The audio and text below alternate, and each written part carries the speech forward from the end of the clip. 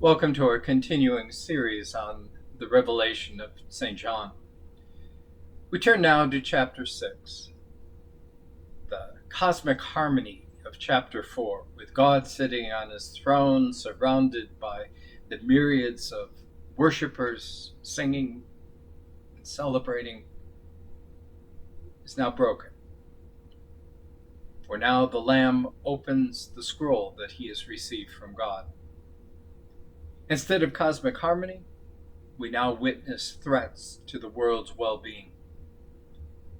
Creation and humanity are revealed as having become something other than what God had intended for them to be at creation. The first 6 scrolls give structure to this chapter 6, and we'll be dealing with the first 4, with the 4 horsemen. Like the ghosts of Dickens' Christmas Carol, there is a sense of relentlessness as each scroll is opened. What is to be revealed cannot be stuffed back in those scrolls. Once they're opened, they cannot be closed. We're pushed forward with anticipation with each scroll as things get more and more dire to a final judgment. But stay tuned. The threats revealed in all of these visions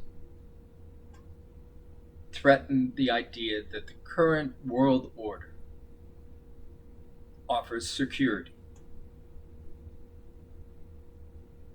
One of the images that surfaces within the Revelation harkens back to the Hebrew Scriptures' idea of the great and terrible day that permeates the prophetic writings, both prior to and during and even post-exile in Babylon.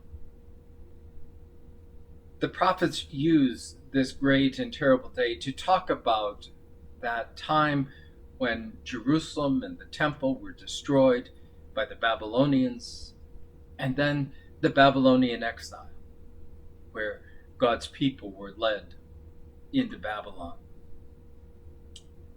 It is not only a comment on what has occurred during those days, but it also serves as a prophetic warning, lest the world continue down a similar path and not learn from history. The old adage here is true. Those that do not learn their history are doomed to repeat it. The prophet Zechariah offers us a vision of his own of 4 horsemen, and the vision of Revelation's 4 horsemen must be seen in this larger context. The first of those 4 horsemen, in their garb and in their weaponry, point us to the fringes of the Roman Empire, to that constant threat that the empire is under by the barbarians that loom at the edges. These challenges are a perception. These challenge the perception that the current world order, this empire, is invincible. This whole notion of invincibility is integral for the empire's propaganda. And so the presence, the news of these incursions by the foreigners is not good news. The message is, don't put your faith in such things as the empire. Don't compromise your faith for that which does not bring security. The second horseman, like the first, raises that question, whether or not the tenuous peace, the Pax Romana, is real. Or is it just a facade? Is it a smokescreen for that which lies just under the surface, a world of violence and destruction? The prophetic word here from the Hebrew Scriptures, peace, peace, there is no peace, could easily be a word from this second horseman. The third horseman holds the scales of commerce and signals exorbitant prices on grain. Inflation is pointing to a failing economic system, unable to provide for the needs of its people. The movers and shakers of the day seem unwilling to correct the situation, and instead are far more concerned about their own share of the profits and their security. The fourth horseman is death itself. It threatens that 1/4 of the earth will be destroyed by violence, famine, disease, even wild animals. Death appears inescapable, even as the world order promises immunity. These visions are not predictions, but are designed to shake up the complacent, like those in Sardis and Laodicea, who have been lured by the sense of false security from the empire and their current situation. At the same time, these visions speak to those who are oppressed to persevere, for the oppressive powers of the present will in time be taken away themselves. So what did you hear? What are the words that jumped out at you?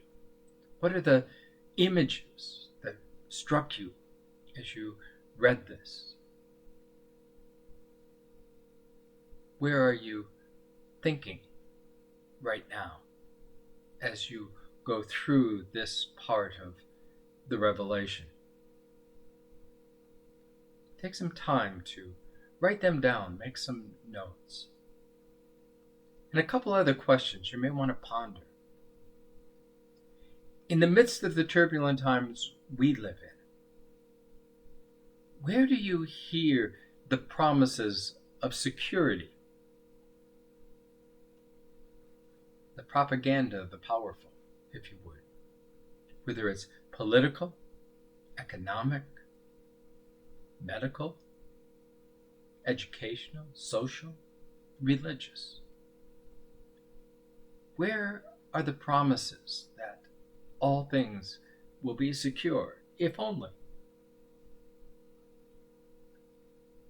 At the same time, where are you seeing the cracks in this message of security and invulnerability? Where are the places that threaten security for our future? And finally, in the midst of all of this, where do you find hope? Where do you go for comfort, security? Where are the places, the people, the things that give you a sense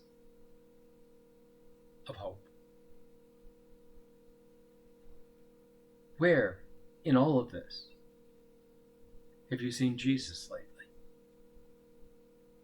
And what is the message that you hear from him in the things you see and hear? Take some time to ponder these questions. Journal with them, or share them with friends. Enjoy, and thank you.